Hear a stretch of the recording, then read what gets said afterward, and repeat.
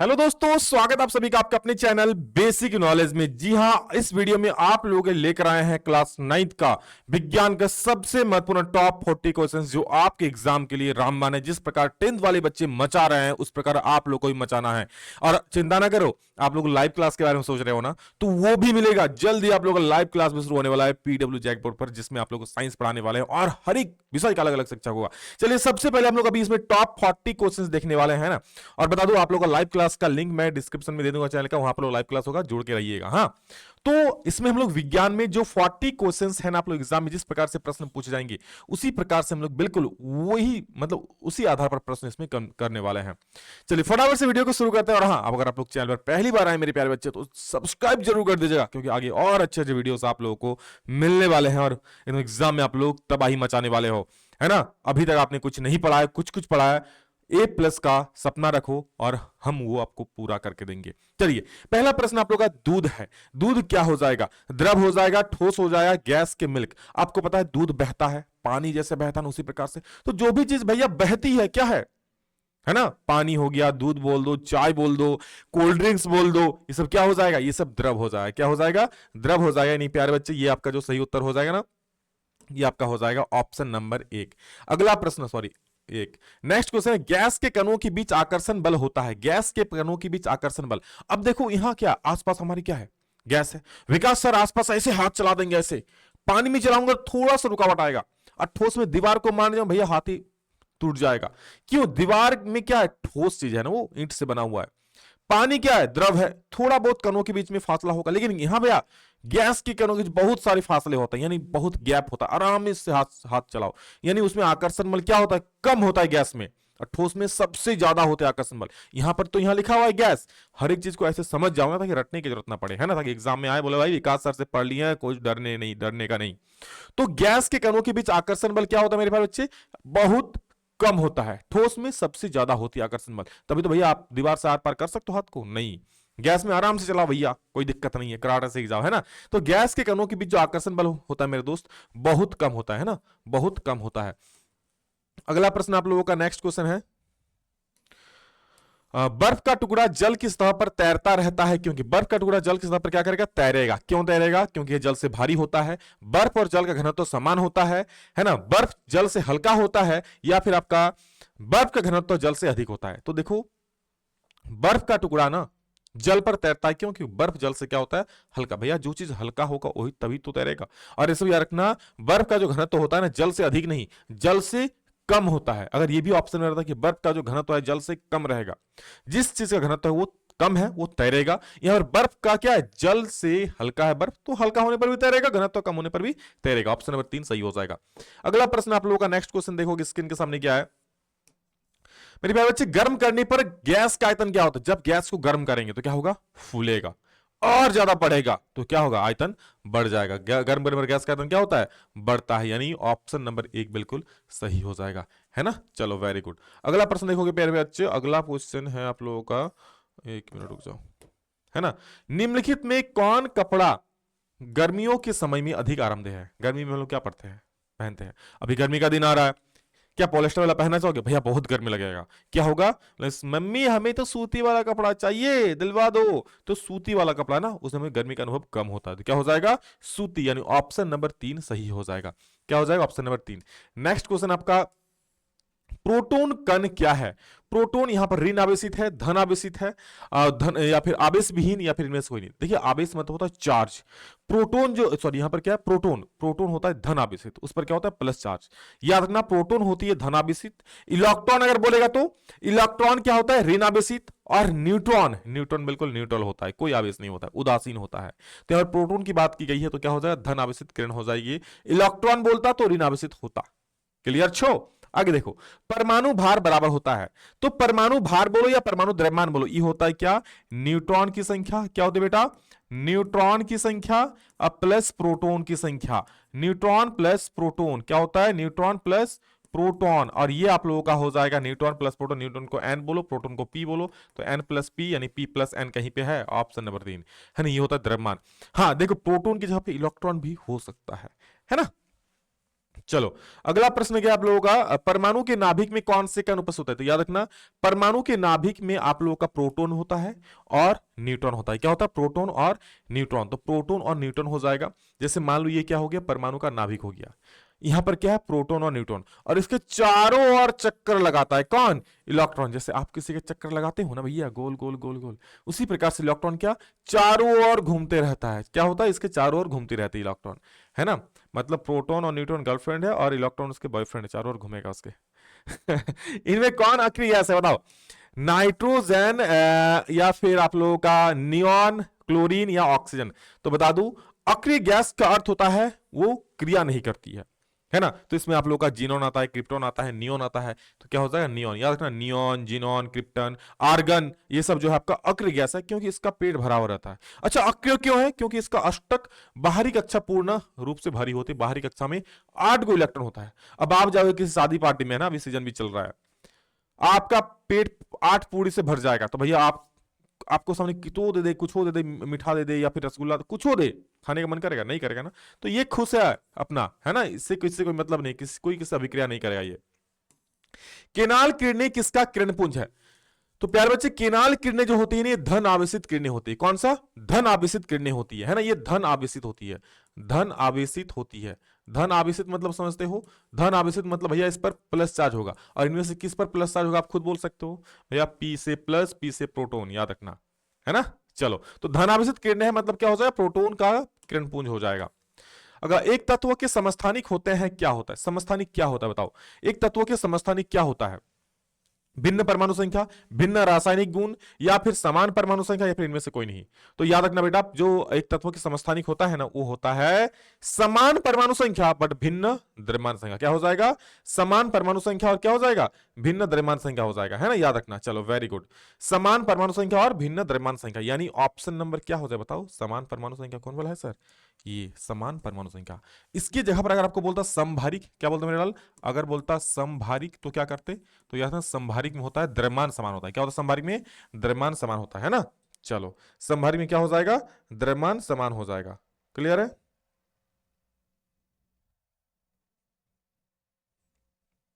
चलो अगला देखो, अगला है, किसी तत्व के परमाणु में 18 न्यूट्रॉन तथा 17 प्रोटॉन है ना। कितना है? 18 न्यूट्रॉन है और 17 प्रोटॉन है। तत्व का परमाणु द्रव्यमान क्या होगा? मैंने अभी कहा, परमाणु द्रव्यमान निकालना है तो आपको क्या करना पड़ेगा? आपको न्यूट्रॉन प्लस प्रोटॉन को जोड़ना पड़ेगा, यानी क्या हो जाएगा? न्यूट्रॉन की संख्या प्लस प्रोटॉन की संख्या। न्यूट्रॉन की संख्या कितना है देखो, 18 गो न्यूट्रॉन है, 18 लिख दो, और कितना प्रोटॉन है? 17 गो प्रोटॉन है, 17 लिख दो। 18 और 17 जोड़ोगे तो कितना आ जाएगा? 35। तो जब भी आपको द्रव्यमान संख्या निकालने बोले, क्या करोगे? न्यूट्रॉन प्रोटॉन को जोड़ दोगे। अगर सर प्रोटॉन की संख्या निकालने बोले तो द्रव्यमान संख्या में क्या कर दोगे? न्यूट्रॉन को माइनस कर दोगे। अगर न्यूट्रॉन का निकालने बोले तो भैया इधर पी है प्लस में, उधर माइनस हो गया, द्रव्यमान में क्या कर दोगे? प्रोटॉन को माइनस कर दोगे। बस इतने से सिंपल बात है मेरे प्यारे बच्चे। तो क्या हो जाएगा? 35। ऑप्शन नंबर 1 बिल्कुल सही हो जाएगा। नेक्स्ट क्वेश्चन आपका है, यदि किसी, है ना, यदि किसी वस्तु का विस्थापन शून्य है तो उस वस्तु द्वारा तय की गई दूरी क्या हो जाएगी? बताओ, यदि किसी का विस्थापन शून्य है तो उस वस्तु द्वारा तय की गई दूरी क्या होगी? तो मेरे प्यारे बच्चे याद रखना, विस्थापन शून्य है। एक मिनट रुको, दिख रहा है आप लोग को?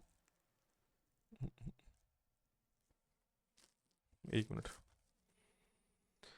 जब कोई बात बिगड़ जाए, जब कोई मुश्किल पड़ जाए, तुम देना साथ मेरा, ओ हम नवा, ओ हम नवा। चलो अब सही है, हाँ चलो, है ना। तो यदि किसी वस्तु का विस्थापन, देखो विस्थापन मतलब क्या है? मान लो आप गए यहां से, क्या आप यहां पे खड़े हो, है ना, आप यहां से गए अपने गर्लफ्रेंड का घर, गर्लफ्रेंड को लेके चल के उसका दोस्त का घर, उसका दोस्त को लेके उसके गर्लफ्रेंड के दोस्त का घर, अब वापस आप आ गए घर, आपका विस्थापन क्या हो गया? 0। यानी प्रारंभिक बिंदु और अंतिम बिंदु में आप दुनिया भर घूम के आओ, लेकिन अंतिम जहां पर आते हो तो उनके बीच का, अब मान लो आप यहां पर जाके यहां से गए, यहां रुक गए, तो विस्थापन क्या? ये सबसे कम दूरी वाला विस्थापन होगा, है ना। तो बीच में दो बिंदु के बीच में सबसे जो कम दूरी होती है मेरे प्यारे बच्चे, उसे क्या कहते हैं? विस्थापन कहते हैं। तो आप देखो, यहीं से शुरू किया था, यहीं आके खत्म हो गया, तो विस्थापन क्या है? शून्य। लेकिन क्या बोले, इसमें दूरी नहीं चला भैया, इतना दूरी चल के आ गया, सोच रहे हो? तो विस्थापन अगर 0 हो तो दूरी शून्य हो भी सकता है, नहीं भी हो सकता है। तो इसमें तो शून्य नहीं होगा। शून्य कहां हो जाएगा? तो भैया यहीं पे खड़ा था, यहीं पे है, कहीं चला ही नहीं, तो विस्थापन भी शून्य, दूरी भी शून्य। तो अगर विस्थापन शून्य है तो आपका दूरी शून्य क्या हो सकता है? वस्तु द्वारा तय की गई दूरी शून्य अथवा शून्य नहीं भी हो सकता। ऑप्शन नंबर 4 सही हो जाएगा, है ना। चलो अगला प्रश्न है, ऑडोमीटर क्या मापता है? तो याद रखना ऑडोमीटर जो है ना गाड़ी के द्वारा चली गई दूरी को मापता है, कि गाड़ी कितना दूर चल रहा है उसके द्वारा चली गई दूरी को मापता है, यानी ऑप्शन नंबर 2 बिल्कुल सही हो जाएगा, है ना। हाँ अगर स्पीडोमीटर रहा तो स्पीडोमीटर कौन मापता है? स्पीडोमीटर मापता है गाड़ी का चाल को, कि कितना स्पीड से चल रहा है। 18 किलोमीटर प्रति घंटा का वेग कितना होगा मीटर पर सेकंड, यानी इसको मीटर पर सेकंड में चेंज करना है। याद रखना जब भी किलोमीटर प्रति घंटा में दिया रहे उसको मीटर प्रति सेकंड में चेंज करना रहे तो आप सीधा 5/18 से गुना कर देना, ट्रिक याद रखना 5/18 से। और अगर मीटर पर सेकंड में दिया रहे उसको बदलना पड़े किलोमीटर पर आवर में, अभी कॉपी में लिख भी लो, है ना। इसको अगर किलोमीटर में बदलना पड़े तो इसका उल्टा कर दो 18/5, यानी किलोमीटर पर आवर से अगर मीटर पर सेकंड बदलना है तो 5/18, और अगर मीटर पर सेकंड से किलोमीटर प्रति घंटा बदलना है तो क्या हो जाएगा 18/5, है ना। गुना कर देना सिंपल सा। तो भैया मुझे क्या बदलना है, हमें तो बदलना मीटर पर सेकंड में, तो 18 को गुना कर दो 18 को 5/18 से, यानी 18 टाई टाई फेस हो गया, क्या बच गया 5, तो 5 मीटर पर सेकंड इसका उत्तर हो जाएगा ऑप्शन नंबर 4 जो कि है 5, है ना। चलो अगला प्रश्न है, किसी विशेष दिशा में कण की चाल को उसका डैश कहते हैं। देखो किसी विशेष दिशा में कण की चाल को क्या बोलते हैं? जब किसी विशेष दिशा में किसी चीज का चाल को देखते हैं तो उसे क्या बोलते हैं? वेग बोलते हैं। दिशा अगर जुड़ गया तो समझो उसे क्या बोलेंगे? वेग। अगर दिशा नहीं रहेगा, अगर विशेष दिशा नहीं रहेगा तो क्या होगा? चाल ही होगा, है। तो विशेष दिशा में अगर चली गई दूरी बोल रहा है तो विस्थापन, सिर्फ दूरी चल रहा है तो दूरी। लेकिन अगर वही चाल की बात करें तो विशेष दिशा में चाल है, विशेष दिशा में फिक्स डायरेक्शन। अगर दिशा की बात हो रही है तो क्या बोलेंगे? वेग बोलेंगे चाल को, है ना। दूरी अगर दिशा के साथ है तो क्या बोलेंगे? विस्थापन बोलेंगे। चलो समझदार हो मेरे प्यारे बच्चे। न्यूटन किसका मात्रक है? तो न्यूटन बल का होता है, कार्य का होता है, त्वरण का कि एक्सेलरेशन का? तो याद रखना न्यूटन जो मात्रक होता है ना वो बल का मात्रक होता है। बल कैसा मात्रक क्या होता है? न्यूटन होता है, न्यूटन होता है ना। न्यूटन का गति का कौन सा नियम बल की परिभाषा देता है? याद रखना न्यूटन की गति का जो पहला नियम है क्या है? ये जड़त्व का नियम है। पहला नियम क्या बोलता है? कि अगर कोई वस्तु विराम में है तो विराम में ही रहेगा, गतिशील है तो गतिशील है। जैसे आप भैया सोए होते एकदम सोए हो आराम से, आपका जड़त्व है, जब तक कोई आपको नहीं उठाएगा। मतलब एग्जाम्पल दे रहा हूं आपको, है ना। मतलब क्या होता है ना, इसे बोलते हैं न्यूटन गति का प्रथम नियम। है तो एग्जाम्पल दिया, एग्जाम्पल में क्या होता है? आप मान लो साइकिल चला रहे हो, चला ही रहे हो जब तक कोई आपको रोके टोके ना। तो इस प्रकार से जब कोई गति हो रही है उसे कोई मतलब एक्स्ट्रा बल लगा कर रोका जाता है ना। तो ये हो गया क्या? पहला नियम। दूसरा नियम क्या होता है? वो बल का नियम। दूसरा नियम क्या होता है? F बराबर ma होता है, याद रखना, है ना। और तीसरा नियम क्या होता है? क्रिया के प्रति विपरीत प्रतिक्रिया भी होती है। जैसे आप किसी को मारे एक चाटा, उठा के घुमा के दिया आपको एक चाटा, है ना। आप दीवार को धक्का मारोगे तो आपको भी दीवार उतना ही बल से धक्का मारेगा। ये होता है तृतीय नियम, है ना। तो याद रखिए तीनों नियम कोई पूछ सकता है। तो न्यूटन गति का कौन सा नियम बल की परिभाषा? तो बल भैया F बराबर ma कौन होता है? दूसरा नियम बोलता है, यानी ऑप्शन नंबर 2 सही हो जाएगा। नेक्स्ट, ध्वनि तरंग की चाल सबसे ज्यादा किस में होती है? तो ध्वनि तरंग की चाल सबसे ज्यादा होती है मेरे पास बच्चे ठोस में, सबसे ज्यादा ठोस में होती है। और सबसे कम की बात करें तो सबसे कम होती है गैस में, है ना। 21 नंबर, श्रव्य ध्वनि का परास क्या होता है? श्रव्य ध्वनि यानी जितना ध्वनि हम लोग कान सुन सकता है, सहन कर सकता है ना, जितना हम लोग कान सहन कर सकता है। तो ये होता है 20 से 20,000 हर्ट्ज, 20 से 20,000 एचजेड। ये आपका हो जाएगा सही, 20 से 20,000।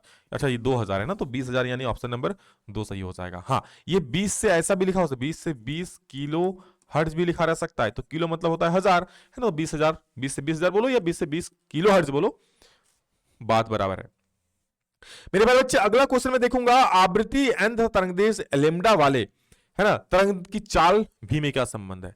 तो आप याद रखना ये होता है v equal to N lambda, है ना। v equal to N lambda, ये फॉर्मूला ही होता है, याद रख लेना। v मतलब होता है क्या? वेग। v मतलब होता है वेग, n मतलब आपको पता ही होता है आवृत्ति, है ना। ये हो जाएगा आवृत्ति, और लेमडा मतलब होता है तरंग देश। क्या होता है बेटा? तरंग देश। क्लियर है? चलो आगे देखोगे नेक्स्ट क्वेश्चन, काज का ऐसा मात्रक। तो बच्चा बोलेगा बचपन से पढ़ रहे हैं सर, ये कोई पूछने का सवाल है। जूल, काज का जूल होता है। अच्छा वाट किसका होता है? तो भैया शक्ति का। बोले सर कैसे? अरे आप में शक्ति रहेगा तब तो किसी का वाट बजाओगे, है ना। तो ऐसे याद रख लेना। आगे देखो, सार्वत्रिक गुरुत्व स्थिरांक जी का मान क्या हो जाएगा? देखो सार्वत्रिक गुरुत्व स्थिरांक जी, तो जी का जो वैल्यू होता है 6.67 इंटू 10⁻11 न्यूटन मीटर स्क्वायर पर केजी स्क्वायर। ये वैल्यू याद रखना, भले हार्ड लगे बट याद रखना, एग्जाम के लिए बहुत महत्वपूर्ण क्वेश्चन है। क्या हो जाएगा? 6.67 इंटू 10⁻11, यानी ऑप्शन नंबर 2। देखो 6.67 इंटू 10⁻11, और ये यूनिट भी याद रखना। कभी कभी आपको बोल देगा जी का ऐसा मतलब क्या होता है, तो न्यूटन मीटर स्क्वायर पर केजी स्क्वायर, है ना। चलो बहुत शानदार आ रहा है। और जिस प्रकार 10th वाले बच्चे फोड़ रहे हैं ना, आप लोग भी फोड़ोगे, चिंता ना करो। आप लोग साल भर पढ़े हो, यानी ऐसे 9 में बहुत कम ही बच्चा अच्छा से पढ़ता है, बट चिंता ना करो। ऐसे ऐसे बच्चे यहां पर जो एग्जाम से जस्ट 15 दिन पहले जुड़ करके, एक सप्ताह पहले जुड़ करके भैया A+ ग्रेड लाया है, तो आप लोग तो चलो फिर भी पहले आ रहे हो, है ना। एग्जाम के टाइम जो क्वेश्चन देंगे वो भी भिड़ेगा, तो इसलिए अभी भी समय है, आप फोड़ सकते हो यार, है ना। क्या देखो, 4 वस्तुएं PQR तथा S है, प्रत्येक का द्रव्यमान दिया है, किसी का 5 kg है ना, किसी का 10 kg, किसी का 15 kg, किसी का 20 kg। बोला किसका जड़त्व सबसे अधिक होगा, तो मेरी बात याद रखना, जिसका द्रव्यमान सबसे ज्यादा, क्या बोला कि जिसका द्रव्यमान सबसे ज्यादा, उसका जड़त्व सबसे अधिक होती है। जैसे आप अगर ट्रेन को हाथ से रोकना चाहोगे, आप सुपरमैन थोड़े हाथ से रोक दोगे। कोई ट्रक आ रही है ना, उसका जड़ तो ज्यादा, एकदम मार के भाग देगा आपको। लेकिन साइकिल अगर स्पीड से भी आ रही है तो भी हाथ से आप रोक सकते हो, है ना, रोक सकते हो। क्यों? उसका चीज हल्का है। तो जो चीज हल्का है उसका जड़त्व कम होगा, जो चीज भारी होगा उसका जड़त्व क्या होगा, अधिक होगा। तो किसका अधिक होगा आप खुद से बोल सकते हो भैया, 20 kg वाला, यानी क्या हो जाएगा, एस का। एस ऑप्शन नंबर 4 हो जाएगा प्यार। चलो देखो, निम्न में कौन सही है, याद रखो, निम्न में कौन सही है। तो एक फॉर्मूला होता है, याद रखना, V² equal to U² plus 2AS। ये फॉर्मूला याद रखना, V² equal to U² plus 2AS। अगर आपको याद है तो याद रखो, नहीं तो आप ऐसे याद रख लेना, है ना। आप कैसे भी याद कर सकते हो। अब इसको ऐसे भी तो लिख सकते हो, V² minus U² equal to 2AS। ये भी फॉर्मूला है। तो आप दोनों में से किसी को भी एक को याद रखो, बाकी दूसरा आ जाएगा। क्या हो जाएगा, V², इधर US² तो माइनस हो जाएगा, तो V² minus U² equal to 2S। Option number कहीं दिख रहा है क्या, V² minus U² equal to 2S, option number 1 देख रहे हो। और इसमें दो फॉर्मूला याद रखना, V equal to U plus 80 होता है, U+80, और एक होता है S equal to UT plus 1/2 AT² यानी हाफ AT²। तीनों में से कोई एक फॉर्मूला लगभग बार पूछ ही लेता मेरे प्यारे बच्चे, तो इसको याद रखना। आत्महत्या का थैला किसे कहते हैं, बता दो। आत्महत्या का थैला मतलब भैया ये थैला फटेगा ना, समझो सबको जला के छार खार कर देगा, तो आत्महत्या का थैला कहलाता है कौन, लाइसोसोम। क्या हो जाएगा, लाइसोसोम, है ना। अगला देखो, कोशिका की खोज किसने की, तो बेटा रॉबर्ट हुक ने किया था। और कौन करने आएगा, विकास सर ने थोड़ी किया था, और नहीं आप लोगों ने किसी ने नहीं किया था, रॉबर्ट हुक याद रखना। नेक्स्ट, जीन बने होते, देखो जीन जो होता है ना प्यारे बच्चे, जीन में क्या होता है ना, अनुवांशिक गुण होता है। यानी आप देखने में कैसे बने, अपने माता पिता जैसे हो, रंग रूप भी बहुत हद तक हो सकता है। तो ये होता है, इनमें अनुवांशिक गुण होता है कि हमारा कान, नाक, हाथ, पैर, मुंह, हम कैसे देखने में होंगे, ये सब इसमें रहते हैं। तो ये DNA जो होता है, क्या होता है, अनुवांशिक गुण। और ये DNA का टुकड़ा होता है, यानी DNA के खंड से बना होता है। ये क्या होता है बेटा, DNA के खंड, यानी जीन जो होता है DNA के अंदर ही होता है ना। DNA का छोटे DNA में छोटे टुकड़े होते हैं, समझ लो, मतलब DNA के खंड से बने होते हैं, है ना। चलो, रंगीन प्लास्टिक को क्या बोलते हैं, रंगीन प्लास्टिक, देखो रंगीन प्लास्टिक की बात हो रही है तो याद रखना, रंगीन प्लास्टिक को क्या बोलते हैं, क्रोमोप्लास्ट बोलते हैं। क्लोरोप्लास्ट तो आपका क्या हो जाएगा, ये कहां होता है, हरी पत्तों में होता है, ये हरा रंग का होता है। और रंगीन मतलब ये पीला, लाल, हरा, किसी भी कलर का हो सकता है, पीला, लाल, नीला, तो इसीलिए इसको बोलते हैं क्या, रंगीन, है ना। बाकी ल्यूकोप्लास्ट क्या होता है, ये आपका भोजन का बहन के लिए होता है, भोजन का बहन के लिए होता है, और ये रंगहीन होता है। अगर आपको रंगहीन बोले, क्या बोले, रंगहीन, तो ये कोई कलर का नहीं होता क्लिकोप्लास्ट, है ना। क्लोरोप्लास्ट रंगीन होता है, और क्लोरोप्लास्ट हरे रंग का होता है। क्लोरोप्लास्ट में क्या होता है, क्लोरोफिल होता है, तभी तो ये हरे रंग का होता है ना। ऐसे ट्रिक ला के याद रखना, आप लोग क्लोरोफिल नाम सुनी हो, हरा रंग का होता है ना। चलो अगला देखो, ये क्या हो गया भैया, नेक्स्ट, रक्त क्या है। तो मेरे प्यारे बच्चे, रक्त एक तरल संयोजी उत्तक होता है। क्या होता है मेरे बच्चे, रक्त एक तरल संयोजी उत्तक है, ऑप्शन नंबर 1 सही हो जाएगा। रतौंधी कैसा रोग है बताओ, अनुवांशिक रोग है, हार्मोनों की गड़बड़ी कारण उत्पन्न होता है, कुपोषण से उत्पन्न होता है, विटामिन A की कमी से उत्पन्न रोग, है ना। तो भैया एक तो होमवर्क आपको बनता है ना, एक तो होमवर्क आपको बनता है ना, तो ये आप कमेंट में बताना, आप कमेंट में बताना अपने प्यारे विकास सर के लिए। इसको कहीं से भी बताओ, सर्च करो, किससे पूछो, बट बताना, मैं देखूंगा कितने बच्चे सही बोल रहे हैं, और मैं भी ये देखूंगा कितने बच्चे पढ़ रहे हैं। और अगर आप लोग मेरे प्यारे बच्चे हमारा साथ देते हो, लगातार वीडियो को शेयर करते हो ना, तो मैं आपको गारंटी देता हूं एक एक क्वेश्चन एग्जाम में भिड़ेगा, क्योंकि 5 वर्षों से पढ़ा रहे हैं, हर एक क्वेश्चन एग्जाम में भिड़ता है। तो इसलिए पढ़ लो अच्छे से, है ना, जितना पढ़ा रहे हैं। और हाँ प्यार बच्चे, मेरे लिए, मेरे खातिर अपने दोस्तों को जरूर शेयर कर देना, है ना। चलो भैया, गर्मी लग रहा है तो थोड़ा सा, चलो देख रहे हो, मतलब पढ़ाते पढ़ाते गर्मी लग जाता है। देखो आगे देखो क्या है, क्वार्क कोशिकाओं में पाया जाता है, क्या पाया जाता है बेटा? क्वार्क कोशिकाओं में लेटेक्स, सेलुलोज, सुब्रीन की लिग्निन, तो याद रखना सुब्रीन पाया जाता है। क्वार्क कोशिकाओं में क्या पाया जाता है? सुब्रीन पाया जाता है ना। शरीर का बाहरी और भीतरी रक्षक आवरण बनाते हैं संबंधी उत्तक, एपिथेलियम उत्तक, संयोजी उत्तक या फिर शरीर का बाहरी और भीतरी रक्षक आवरण कौन बनाता है? तो एपिथेलियम उत्तक बनाता है। यही उत्तक एक रक्षक आवरण बनाता है, रक्षात्मक समझ लो कवक बनाता है ना। एनीमिया नामक बीमारी किस पोषक तत्व की कमी से होती है? देखना, एनीमिया मतलब होता है खून की कमी। किसकी? खून की कमी, और ये होती है आयरन की कमी से। क्या होती है बेटा? आयरन की कमी से होती है एनीमिया। ऑप्शन नंबर 2 सही हो जाएगा। अरे भैया मारो टिक, ये लो आयरन, है ना। नेक्स्ट है, एक दीर्घकालिक रोग है। दीर्घकालिक मतलब जो लंबा चलता है भैया। तो मलेरिया तो भैया कुछ दिन में मतलब चलो समाप्त हो जाता है, लेकिन एक्जिमा जो होता है भैया, एक त्वचा पर इरेजेस हो जाता है, खुजली टाइप का होता है, और ये एक कह सकते हो लॉन्ग टर्म का बीमारी है, यानी एक्जिमा हो जाए। क्या हो जाएगा? एक्जिमा, है ना। नेक्स्ट, वायुमंडल में कार्बन डाइऑक्साइड के बढ़ने का संबंध क्या है? देखो, वायुमंडल में अगर CO2 बढ़ेगा, क्या होगा बेटा? अगर CO2 बढ़ेगी, है ना, तो तापमान बढ़ेगा, गर्मी बढ़ेगा, ग्लोबल वार्मिंग होगा। ग्लोबल वार्मिंग मतलब वैश्विक तापमान, वैश्विक उष्मन, यानी विश्व में क्या पूरा तापमान बढ़ जाएगा। किसके? CO2 के बढ़ने से। और तापमान बढ़ेगा तो क्या होगा भैया? बर्फ पिघलेंगे पहाड़ से, और बर्फ पिघल कहां जाएगा? समुद्र में, और समुद्र का स्तर क्या होगा? क्या होगा? क्या होगा? अरे ऊंचा उठेगा सर। तो यानी क्या हो जाएगा? CO2 अगर बोले तो इनडायरेक्टली आपका क्या हो जाएगा? ये समुद्र के उठने से संबंध है ना। क्या हो जाएगा? Option number 1। पौधे जिन पदार्थों का संश्लेषण करते हैं क्या कहलाता है? पौधे जिन पदार्थों का संश्लेषण करते हैं, अर्थात यह है कि पौधे जो पदार्थ निकालते हैं उसके बोलते हैं लेटेक्स, या फिर आप उसे बोलते हो जैव रसायन। क्या बोलते हो? जैव रसायन, है ना। मलेरिया का रोग वाहक क्या कहलाता है? बताओ, मलेरिया का रोग वाहक क्या कहलाता है? मलेरिया का रोग वाहक क्या कहलाता है? मलेरिया कौन में ले आता है भैया? तो बोले सर मलेरिया तो मच्छी, मच्छी नहीं, मलेरिया कौन?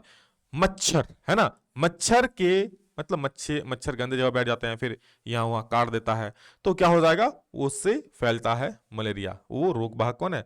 मलेरिया का मच्छर है। वे प्राकृतिक पदार्थ जिनका उपयोग मनुष्य अपने जीवन यापन एवं विकास के लिए करता है कहलाते हैं। बता दूं, ये अंतिम प्रश्न है, उसका उत्तर बताने से पहले बता दूं, अगर आप लोग अभी तक इस चैनल को सब्सक्राइब नहीं किए मेरे लाल, है ना, तो जरूर कर लेना। और डिस्क्रिप्शन में चैनल का लिंक दिया है, लाइव क्लासेस होगा वहां पर धुआंधार, बस 10th का एग्जाम खत्म हो जाए उससे पहले आप लोग यहाँ पर भी मैं आप लोगों का मतलब फुल तो तैयारी होगा, चिंता ना करो, बस सब्सक्राइब करके रख लो। और इस चैनल में भी सब्सक्राइब करके रखो, अभी बहुत सारे वीडियोस आप लोग ले आएंगे, चिंता नहीं करने का, विकास सर खड़ा है ना आपके लिए, है ना। देखो, तो क्या होगा? प्राकृतिक पदार्थ जिनका उपयोग मनुष्य अपने जीवन यापन एवं विकास के लिए करता है क्या कहलाता है? रासायनिक पदार्थ कहलाता है, वस्तु कहलाता है, प्राकृतिक संपदा कहलाता है, या फिर आपका उपयोगी पदार्थ कहलाता है। चलो ठीक है। और मेरे प्यारे बच्चे, आप लोग कमेंट में जरूर बोलना कि आप लोग इस वीडियो को कहां कहां से देख रहे हो, और ईमानदारी से मैं एक चीज आप सभी से जरूर चाहूंगा मेरे प्यारे बच्चे, कि ये सेशन को ध्यान से देखो, और यही सेशन नहीं, जितना भी वीडियो आप लोगों के लिए हम अपलोड करें, जितना भी वीडियो है ना, सभी को देखो। मैं कह रहा हूं आपका उससे बाहर प्रश्न नहीं आने का, है ना। नहीं आने का मतलब नहीं आने का, क्लियर है। तो क्या हो जाएगा? ध्यान देखो, अंतिम प्रश्न, प्राकृतिक संपदा जिनका मनुष्य उपयोग, तो प्राकृतिक संपदा बोल रहा है ना, तो क्या हो जाएगा? प्राकृतिक पदार्थ जिनका उपयोग मनुष्य, प्राकृतिक पदार्थ क्या हो जाएगा? प्राकृतिक संपदा, है ना, प्राकृतिक संपदा हो जाएगी। तो बताओ कमेंट करके आपको वीडियो कैसा लगा जरूर बताना, और इस वीडियो में इतना ही बेटा। Love you all, bye bye, take care, जय हिंद, वंदे मातरम।